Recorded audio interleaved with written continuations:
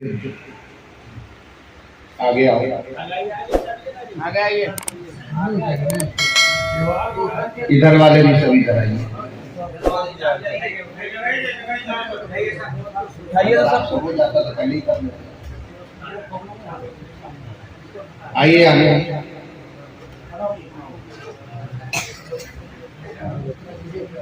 आ जाओ भाई। नहीं मेरी बात साफ साफ, जैसा तेरा दाल भात वैसा मेरा फातिहा। समझे? हम 10 मिनट की भी तकरीर करते हैं और 2-4 घंटे की भी तकरीर करते हैं, और इसमें आप लोगों को में से बहुत सारे मेरे भाइयों को इसका तजर्बा हुआ। समझ में आई बात? लेकिन जितनी देर भी आपसे मुखातब रहेंगे, कोशिश ये रहेगी कि आपको कुछ काम की बात बताएं।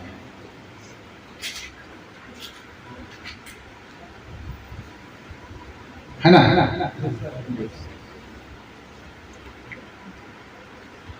आगे आगे आपको कह रहे हैं चुप रहो जी।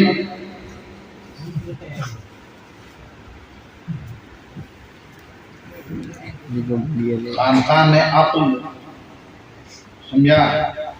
अक्ल, होश, खिरद, माल दौलत सब बेच के आएगा, खाली कुली नंगा बुच्चा। समझा? तब कुछ मिलता है। बगैर खुतबा के शुरू हो जाए क्या? समझ में आई बात? और खानका में आया जाता है ये दिमाग में लेकर के कि सबसे घटिया इस दर का आदमी अगर कोई गुलाम है तो हम ही हैं। समझा? तब दूसरों की खिदमत हो पाती है। समझा? और तब कुछ हिस्से में जमा हो पाता है।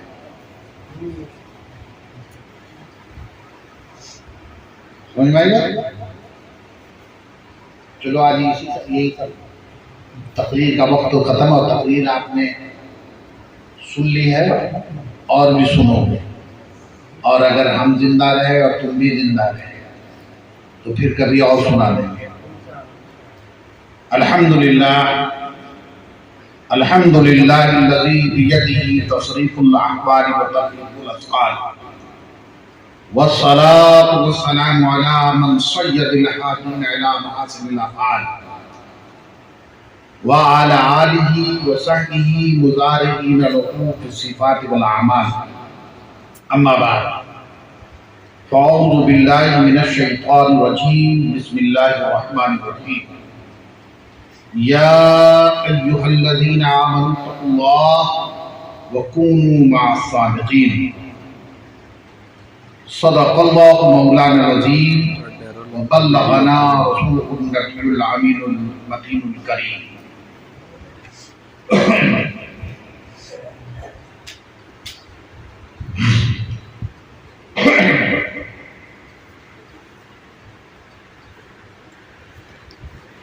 चीजें खुद बखुद चीजें नशुद,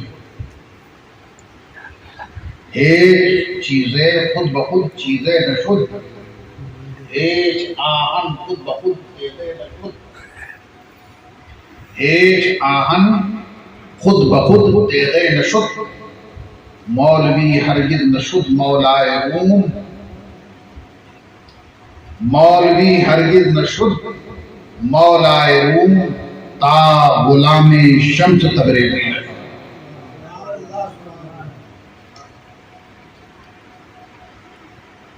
अभी तो सिर्फ गुलाम के लफ्ज़ तो तुम सुभान अल्लाह कहो, अब तर्जुमा सुन लो तो कहो। कोई भी चीज खुद ब खुद चीज नहीं बन जाती है, उसको बनाया जाता है। ये कटहरा खुद से बना तो सर पर की टोपी खुद से बनी, कुर्ता पैजामा खुद से बना, किसी ने बनाया तब बना।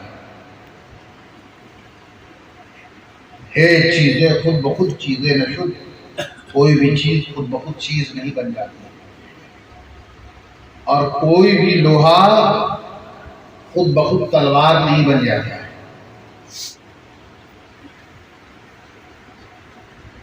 कोई भी लोहा तलवार उस वक्त बनता है जब उसे भट्टी में दबाया जाता है,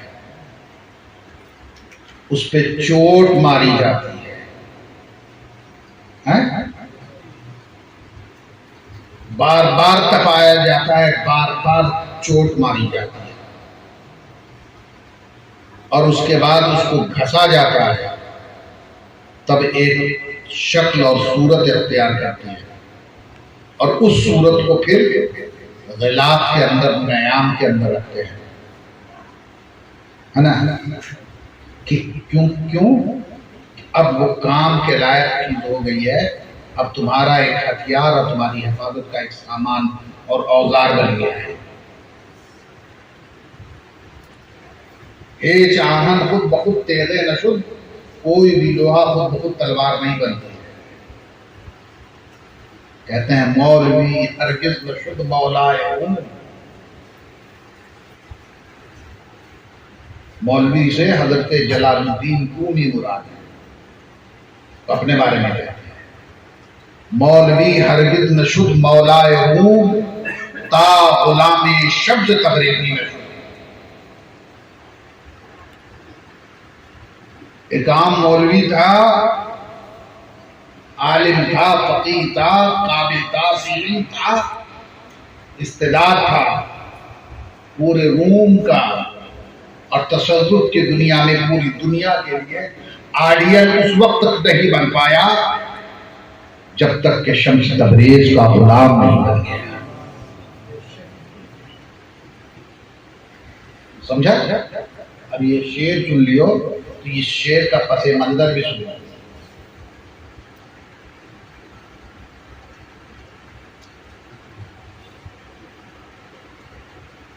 हज़रत शम्स तबरेज एक पाए के जज्बी कैफियत के मालिक बुजुर्ग गुजरे, और जज्बी कैफियत का हाल ये था, तफसील में जाने का मौका नहीं, जज्बी कैफियत का आलम ये था कि लोग आपको दीवाना, पागल समझते थे। कोई पूरी आबादी में घूम गए, किसी ने खाना नहीं दिया। उसके बाद आपने समंदर में हाथ डाला और एक मच्छी निकाली। यूं कहो कि मच्छी को कहा आ जाओ, एक आ गया। पूरी आबादी में लेके घूम गए कि भून दो, तो किसी ने नहीं भूना। समझ में आई बात? किसी ने नहीं भूना। आखिर में जलाल तारी हुआ तो कहा है शम्स, सूरज की तरफ, तू भी शम्स, मैं भी शम्स, तू तो मेरा काम कर दे। अब सूरज की तपिश उतरी या सूरज उतरा, कुछ बैद नहीं दोनों में से, अल्लाह वाले की नहीं। समझा? जो कहते हैं उसकी हिद्दत उतरी वो भी मान ले, उसको जो कहते हैं सूरज उतरा उसकी भी बात का मौका नहीं, कुछ बैद नहीं अल्लाह वालों से। हजरत की मछली तो भुनाई, पूरी आबादी भी भुनाई। यहाँ पर दो सबक, एक सबक तो वाज़ेह है कि अहलुल्लाह की दिल आजारी और उनको नजरअंदाज किया जाना,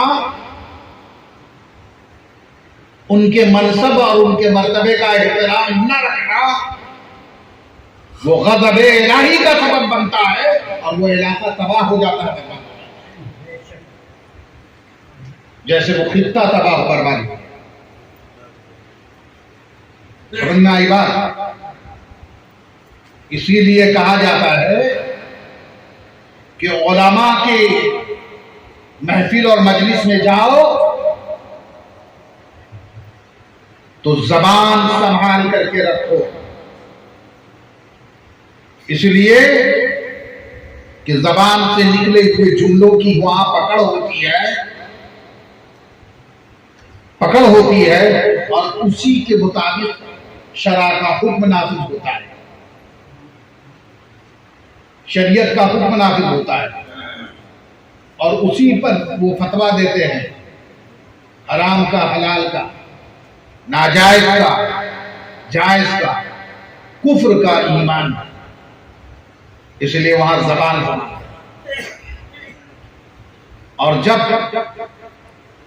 अरमई में आज से 30 बरस पहले आने वाले मर्द कलंदर की बारगाह में जाओ तो वहां सिर्फ जबान नहीं, कल्ब भी संभाल के जाओ, निगाह भी संभाल के जाओ, इसलिए कि वहां दिल पकड़ा जाता है। अगर दिल में कजी पैदा हुई तो मामला खत्म हो जाएगा। दिल की कजी लेकर के अगर अल्लाह के यहां जाओगे और दिल में तकद्दुर रहेगा तो कुछ नहीं मिलेगा। दूसरी बात, इंसान दो चीजों से पाता है मेरे भाई। आप सब मेरे चचा मियां की मुरीद हो, इसीलिए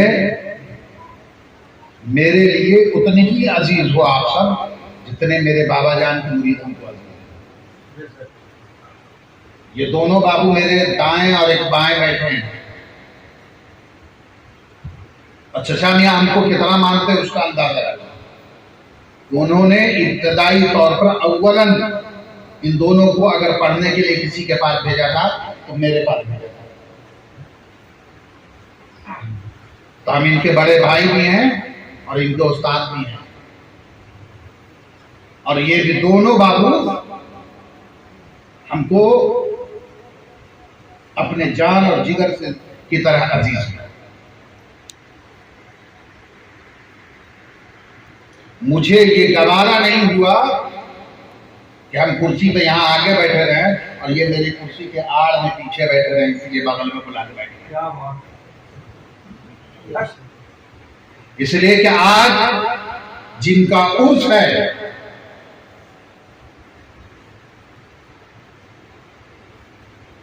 आज जिनका उर्स है, उनका बराह रास्त परपोता और छरपोता है।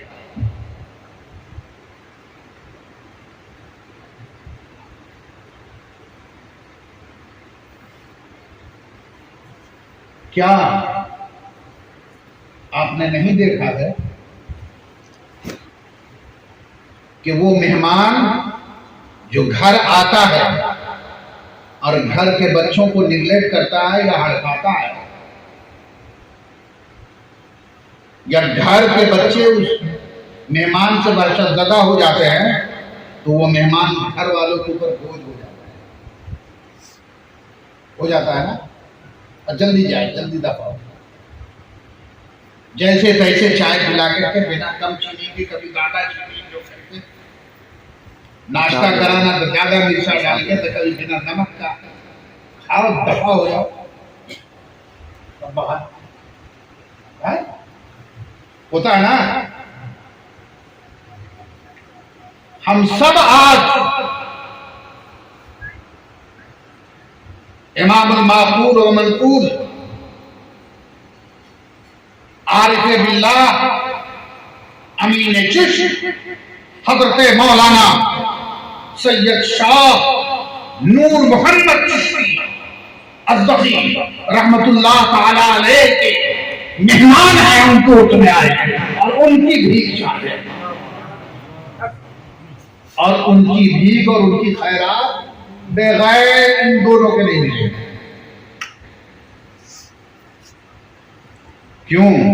बुजुर्गों के यहां मशहूर है कि असाए पीर बजाए पीर। पीर की औलाद को जाने दो, पीर की छड़ी, असा कहते हैं किसको? छड़ी को। असा किसको कहते हैं? छड़ी को कहते हैं। पीर की छड़ी, पीर की छड़ी भी जो है पीर के तरह तरह के हकदार, और ये सिर्फ कहावत नहीं है, ये सिर्फ कहावत नहीं है, इसे हमारे मशाइखीन ने चिश्त ने करके दिखाया है, बरत के दिखाया है।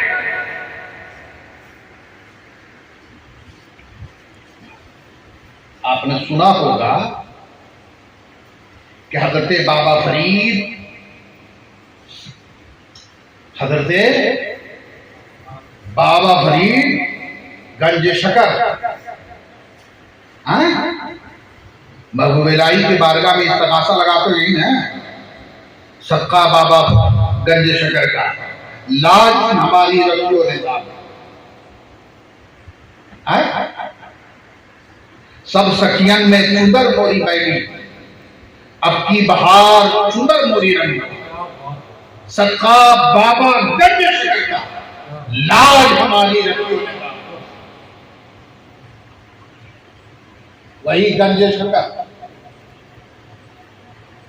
जिनका सबका मांग करके अपने कल्ब के स्याही दूर कर दें और अपने ऊपर रंग तसव्वुफ का रंग चढ़ा देने का इल्तिजा करते हो।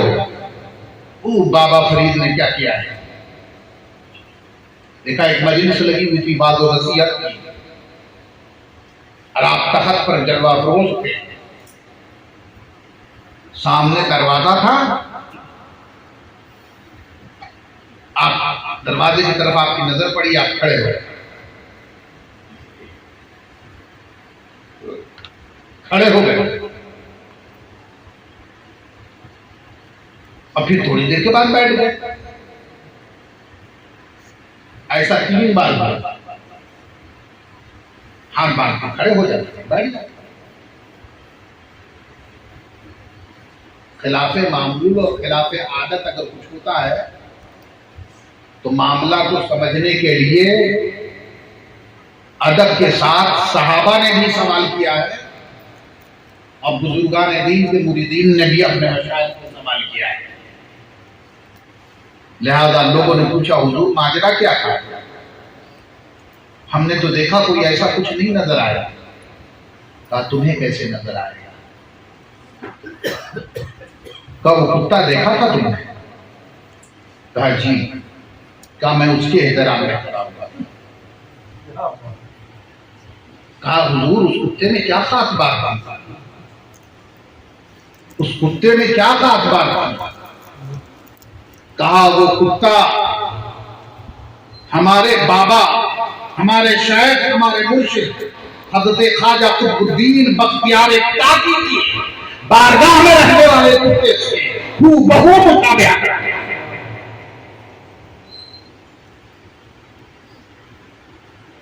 वो मेरे शेख की बारगाह के कुत्ते के मुमासिलत रखता है, इसलिए उसका एहतराम मेरे शेख का प्यारा है। इसलिए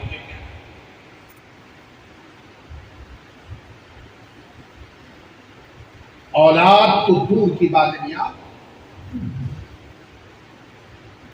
और असा तो दूर की बात है। हमारे बुजुर्गों ने जिक्र करके बताया, न पूछ इन घर का पोषो की, अगर इरादत हो तो देख इनको, यदि बैठा लिए बैठे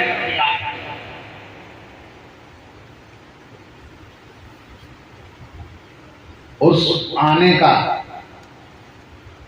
खाने का, घूमने का, चकल्लस करने का, गले मिलने की मुबारकबाद देने का, चले जाने का नहीं है।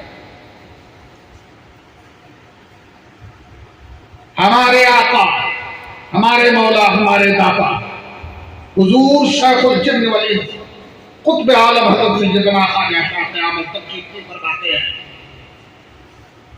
बहुत सारे मकतूबात में अपने मुरीदों को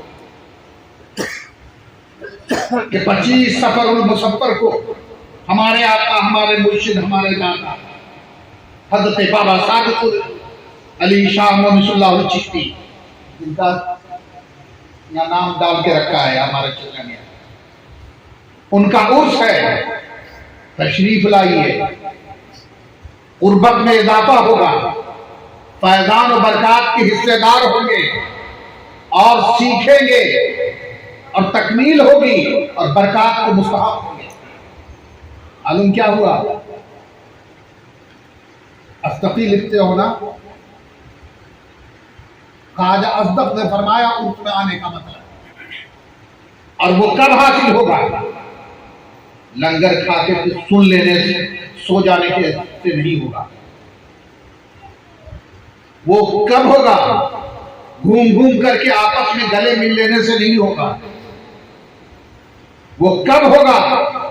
जब खानकाह के में पत्तल उठाओगे, दूसरों के लिए दस्तरखान बिछाओगे, शायद की जूती सीधी करोगे, शायद के बारगाह में हाथ डाले खड़े रहोगे और उनके एक एक जुमले पर आमीन और लब्बैक और गोश में आवाज करोगे। एक बात और बता दूं कि कोई जरूरी नहीं है शेख की बारगाह में जाने का तरीका और वहां बैठने का तरीका क्या है, कोई जरूरी नहीं है कि तुम 100 बार हाजिर हुए। हो सकता है कि 100 बार में 100 बार शायद का मूड दूसरी तरफ हो। समझ में आई बात? और वो तुम्हारे तरफ तवज्जो ना दे सके, लेकिन तुम में से कोई ऐसा पीर भाई गया जिससे नजर मिलती ही शायद का मिजाज बदल गया और उन्होंने बात करनी शुरू की,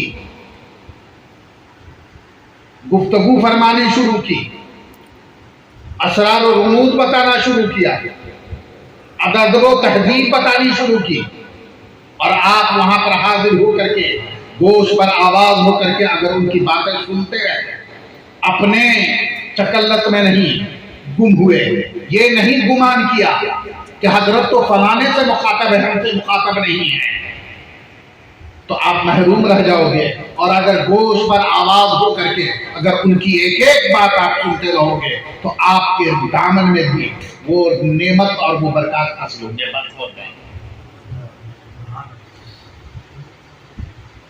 सुनो, बुजुर्गों का हाल अजीब